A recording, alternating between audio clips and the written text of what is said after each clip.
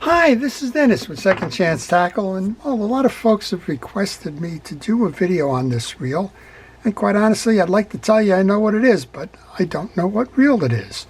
So we're going to call this an Amazon reel. It kind of seems that way. This is one of those that tries to pack a million angels on the head of a pin. It's got 18+1 ball bearings. You can only guess where those are. Of course, you can't find a schematic for it. It has no name on it. Doesn't tell you where it's been manufactured. Only tells you that it's got a 7.2 to 1 gear ratio. Very attractive packaging. Seems to spin okay. Seems to hold. Lots of plastic. My guess is this is a relatively inexpensive reel sold on Amazon. That's why we're going to call it an Amazon reel. All right. We'll have some lessons learned here about what to do with a reel when you can't find any information on it, how to keep it serviced. All reels, regardless of the price, do deserve to be cleaned, lubricated, and serviced on a regular basis. And a lot of folks ask me what that regular basis is, and I recommend 1 year, unless it's very heavy use. If you're using your reels daily, then you probably want to consider doing that twice a year. Maybe before the season begins and at mid-season, or when the season ends and again back at mid-season. So we're starting by taking off the exterior pieces and parts. I'm capturing all of this on a video, and I recommend that you take pictures if you've got a reel that you're working on that doesn't have a source for schematics or anything that might help you out later. So we're going to do just that. We're going to take the pictures on the video. You can stop. You don't need to do a video. You can do a still camera or anything like that that will help. This is your noise maker that goes under your star adjuster. There are no other shim washers, tension washers, or anything else.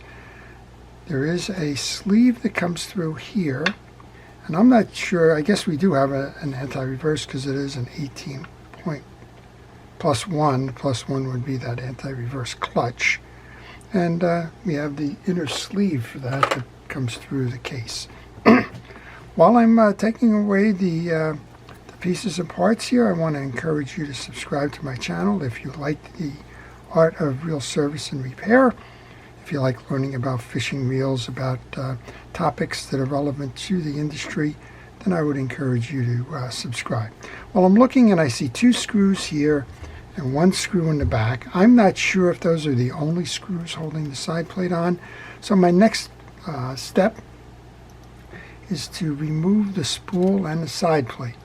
The side plate comes by twisting down and pulling off. And this does have a bearing in the back here, and it does have the magnetics that should help to control the spool and backlashing. All right, that'll go into my parts tray. I'm going to take the pieces and parts off. They all go into the parts tray for safekeeping. We should be able to remove the spool. That spool has a bearing on it as well. There's 2 of them at least. They seem to be industry standard bearings. And this is why I wanted to do that. I wanted to make sure on the case that there wasn't a screw hidden inside, and there is. So always check that if you're servicing a big casting reel for the first time. Check inside, because a lot of manufacturers do put the screws in there. That's 1 screw. This is a second. When I take them out, I want to make sure that those screws are all the same size. If they're not the same size, I do want to identify where the longer, shorter, thicker, thinner screw goes. Kind of mark that for the reassembly. This is a plastic case, so it's not nothing fancy here. It's not a metal case, or even, I don't even think this is graphite. I think this one's just plain old plastic. Kind of looks that way. With those 4 screws out, we can pull up and out. We do have that anti-reverse clutch back here.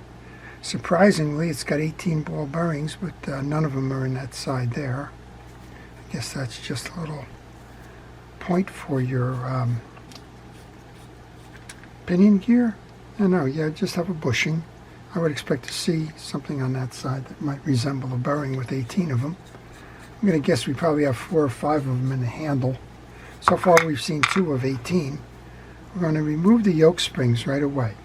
So despite the materials being used in this is a fairly common setup for a bait casting fishing reel. You have your release point, which is in this case a thumb bar. It's going to drive this part down. There is a click ratchet on the back that when it comes into contact with that, turning the reel will fire that back up.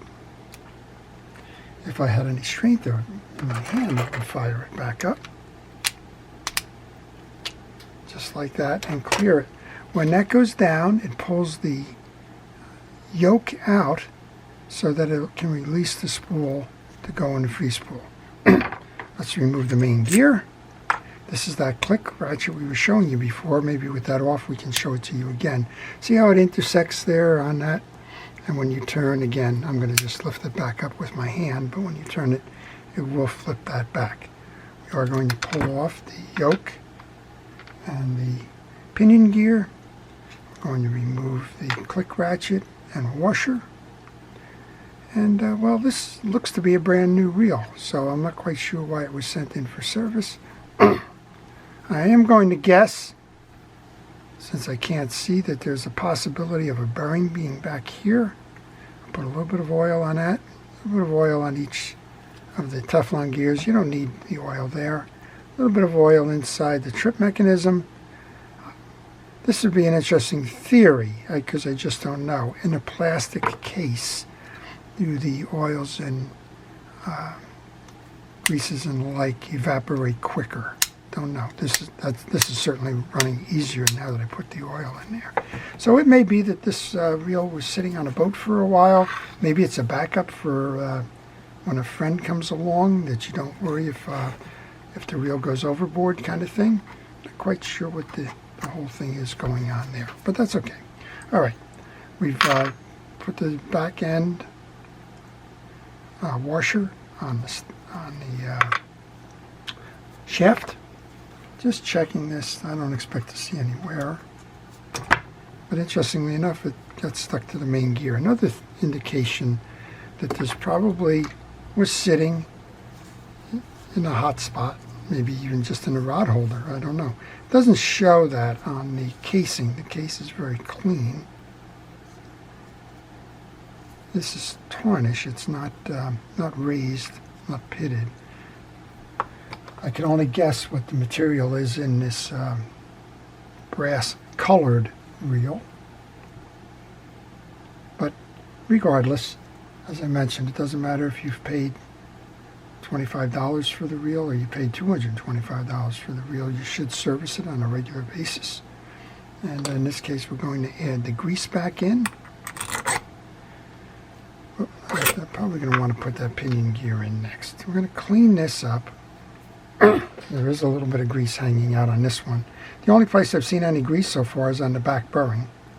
Find the ramps on these yokes. That's the slanted side that faces in. Find the slots on the pinion gear that also faces in. So that is how your yoke assembly is assembled. And while I'm doing this, if you have any questions on this reel or any reel, or maybe you even know who made this reel or how it's marketed and if it's indeed sold on Amazon, leave those in the comment section. I'm always looking to learn and appreciate all of that. This appears to be some kind of a fabric. It's not a hard Teflon washer. So I'm going to put a light coating of grease on that just in case, because I did notice that it did stick to the back end of that gear, which usually means that it's a part of the washer that's stuck. I'm going to grab a paper towel and wipe off the excess. You do that because these gears these washers are permeable, and you want to keep them fresh. You don't want them drying out. You don't want them sticking like that. All right, the main gear was lubed. The washer was refreshed. The cap can go on now. This is your anti-reverse. It's best to put that in the case. It's easier to assemble it that way. Notice that there is a plastic side and there's, well, you can't see it here, there's a metal side. So that's a good place to take a picture because the plastic side in this case belongs down. Then we have our sleeve. So we'll put the sleeve on. The only two parts left for the internal side of this reel then are the two yoke springs. I usually forget them. Then I have to go back in and reassemble. And there's no fancy way of setting this clutch or the free spool release button. It's working independent of the side plate. Check when you're doing these types of assemblies if you do have a connector coming through the side plate, like say a Shimano reel, you're going to want to make sure that that gets aligned properly. In this case, there is nothing to align there. All right, flip this over and down. Make sure that your side plate is nice and tight all the way around. And those 4 screws are all the same. I think some of the manufacturers can learn from that. So we just want to go ahead and put those back in. And so what have we seen so far? It follows an industry standard design. If they've saved any money here, they've saved it by using plastic molded parts as opposed to graphite or metal parts. It has a single drag washer in it, so it's probably, I'm going to guess, 8 or 9 or 10 pounds max drag, not much more. We did see as that screw stuck to the end of my magnetic tip that it is a steel screw. It is not a stainless steel screw, so they've saved a few pennies there. And it is not a machine threaded screw, it is just a rough threaded screw. And we know that the last one goes about where that spool was. So 18 ball bearings, and I've seen 2 of them. That's kind of interesting. Love to have a schematic to find out where the rest of them are hiding. Before we leave that, we want to service the pawl.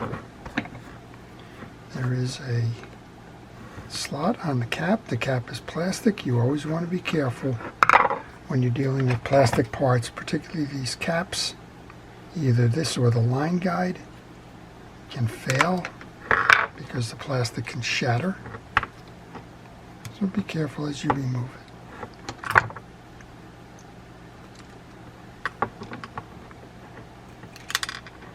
We'll take the cap off first.